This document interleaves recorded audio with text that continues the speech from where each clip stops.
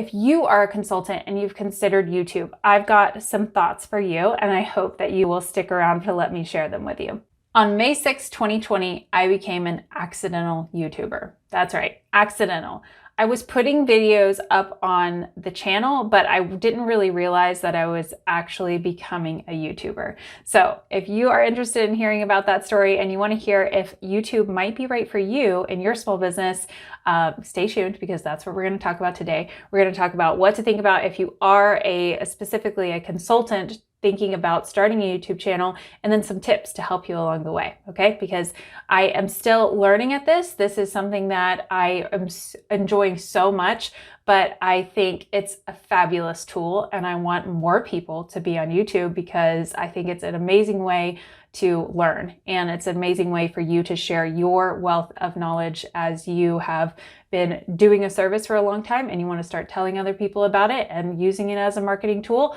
YouTube is amazing. Okay, so that is what this video is about. If this sounds interesting, please like this video, and also make sure you are subscribed and hit the little notification bell as well, because those things will let you know when we post a new video. So what happened on May 6th that made me an accidental YouTuber? Well, that is actually when I reached the monetization threshold. So that's kind of when I say, like, the light bulb kind of turned on for me. And you know what, like, I know what was happening at that point in time, but that's kind of where it made me go, oh, this is like a thing. This is how people do this for a living.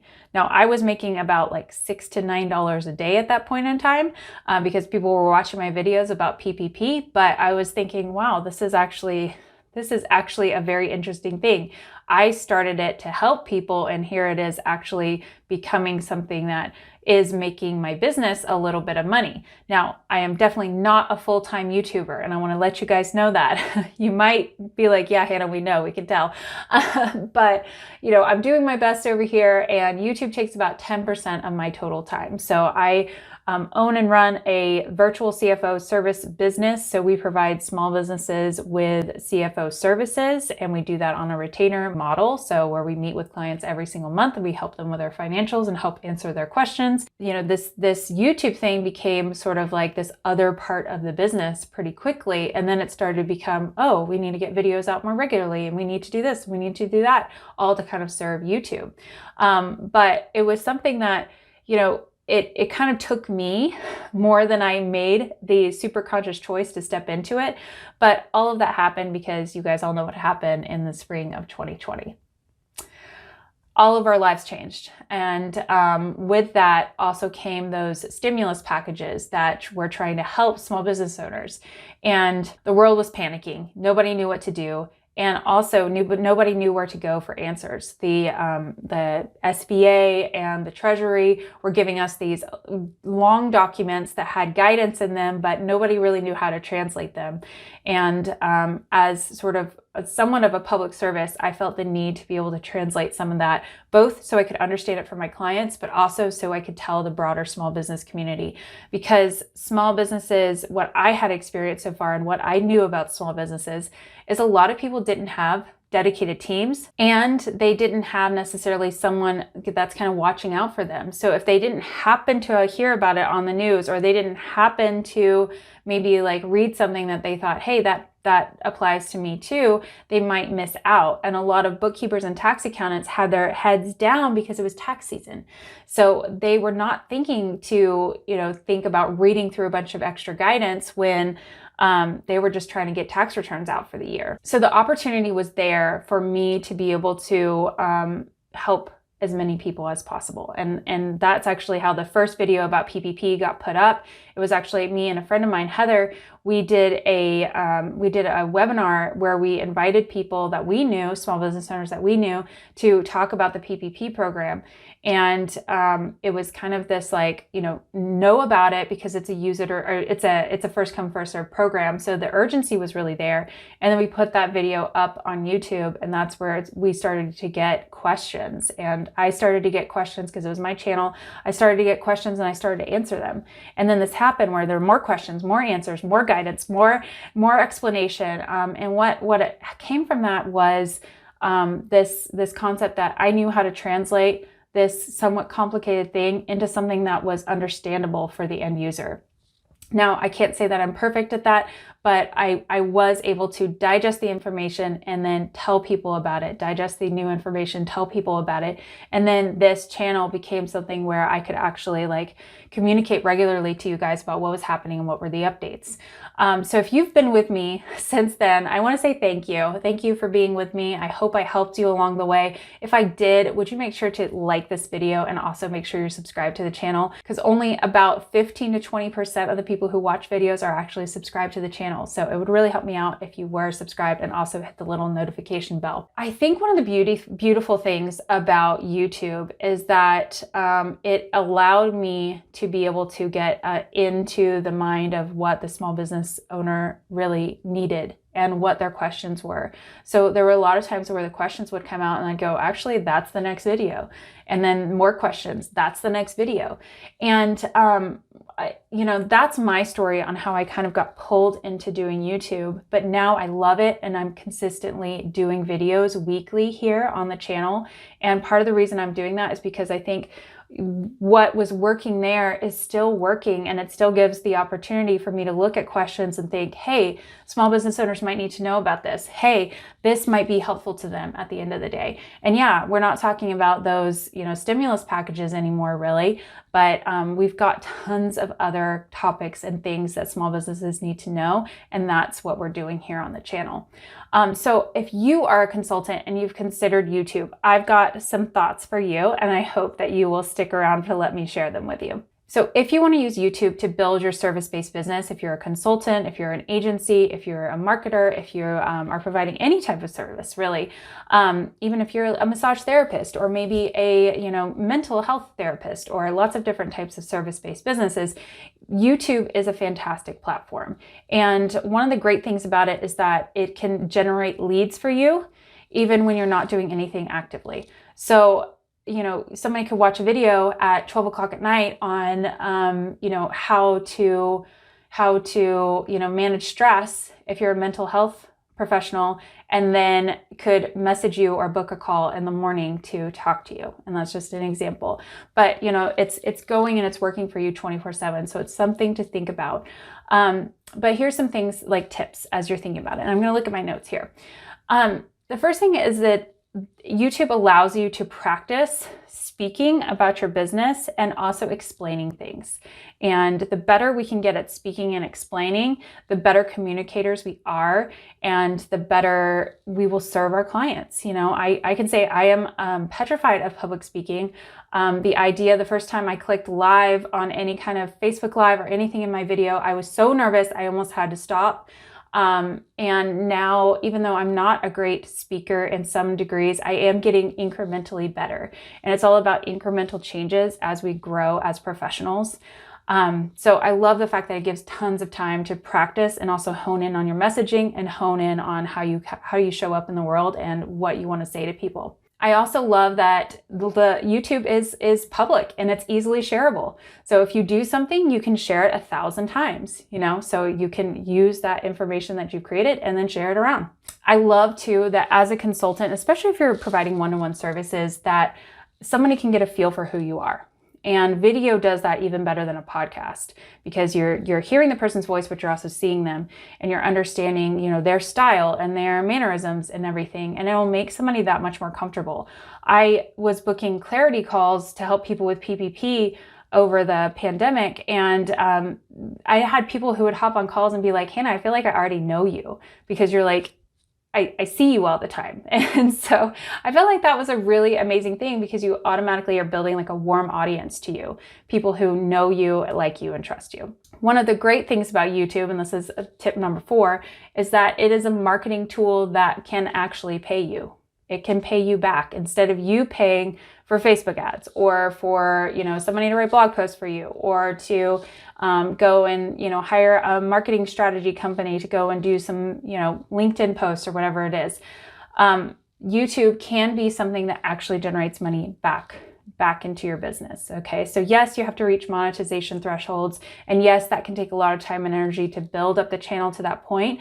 Lots of successful businesses have channels that are under 1,000 subscribers and may never be monetized, but they're still leveraging YouTube to do things in their business, and they're still able to put videos up on there that show their expertise. Okay, so it's something to think about. And the other thing is that YouTube has insane reach. So there's people who would never have known about me had I not created YouTube content.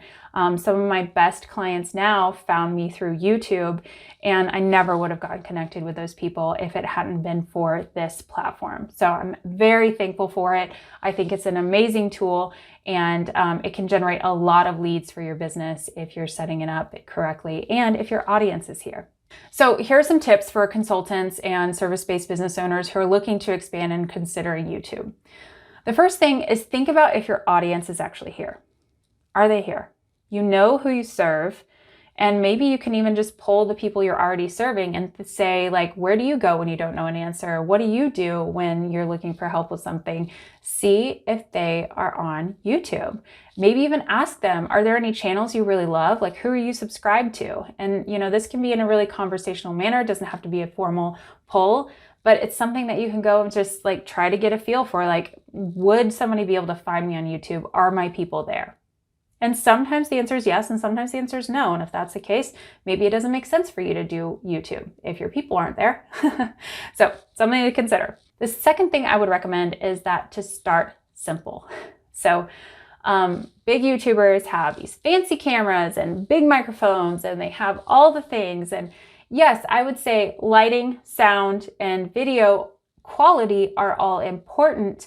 But what the more important thing is, as a consultant, is going to be, what do you say? Think about something like TikTok or YouTube Shorts. The quality is not great. Sometimes the camera's all moving around really fast, and it's not anything, but it's more, what do you say? And so focus first on what do you say, because the editing can be amazing, and you can have all the things and the nice camera and everything, but if you're not saying anything that matters, then what's the point? You're kind of wasting a lot of money on something that's really not going to be moving the needle for you at the end of the day. Okay. So, I can tell you I'm, 2 years plus into this, and I'm still using my phone as my camera. Although I did buy a fancy camera, I just haven't figured out how to get it all set up and do it the proper way. I have Amazon lighting. I've got like softbox lighting up here. I've got a little ring light right here that holds my phone. And then I just have a little lav mic that's corded. I'm looking to upgrade, but the sound is not horrible. It's not the best, but it's not horrible. And I'm going to be upgrading things throughout the years, but I think it's incremental improvements, and a little bit of lighting. Look directly into the camera when you're talking, and do make sure your voice can be heard, but you don't need all the fancy equipment. The third thing is to, self-promote yourself. If you do start a channel and you're going to be consistent with making content, tell people about it. Tell everybody in your network that you have a YouTube channel. Ask them to subscribe. Even if they're going to unsubscribe down the road, at least they're helping you build to 1,000. So just tell everybody. And, just know that your first content that you put out is not going to be the best, and that's okay. And it just kind of gets you used to the fact that you're going to be on display in YouTube, and it'll kind of get over some of those initial jitters of maybe like trying to keep it small. Okay. The fourth thing I would say is to establish consistency. So whatever consistency looks like for you. So if you think one video every 2 weeks is fine, one video every week is great.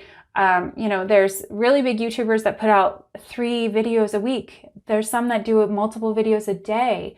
But remember, they are full-time YouTubers, and you are a full-time consultant using YouTube as a marketing strategy to let people know about your business and maybe, address some key questions. So it's a really, really, really different thing. Okay. Don't try to compare yourselves to the people who are doing daily videos.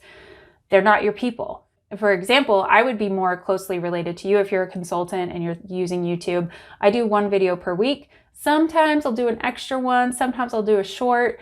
But 1 video a week is what I can commit to consistently to record and edit and get posted on the channel. And remember, the number 5 is that done is better than perfect.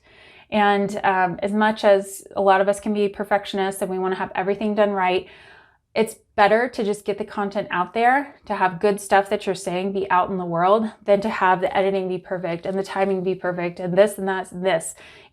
Done is better than perfect. I believe it's Facebook that has that kind of mantra. Done is better than perfect.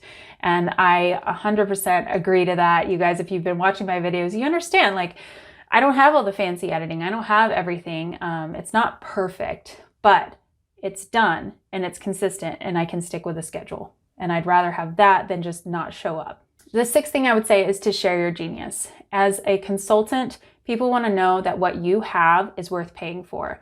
And don't worry that you're going to give away all of your secrets by putting out some videos.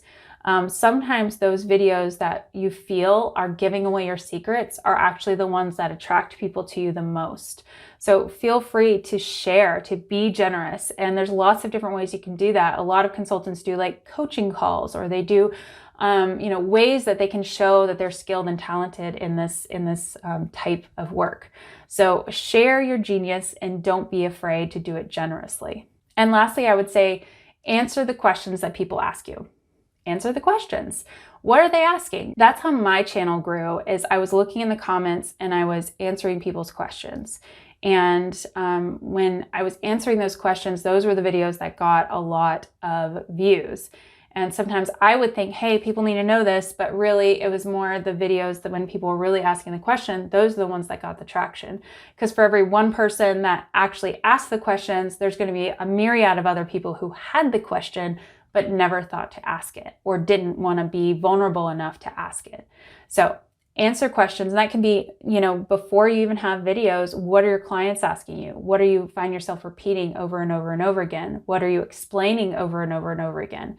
And that can help you find some content.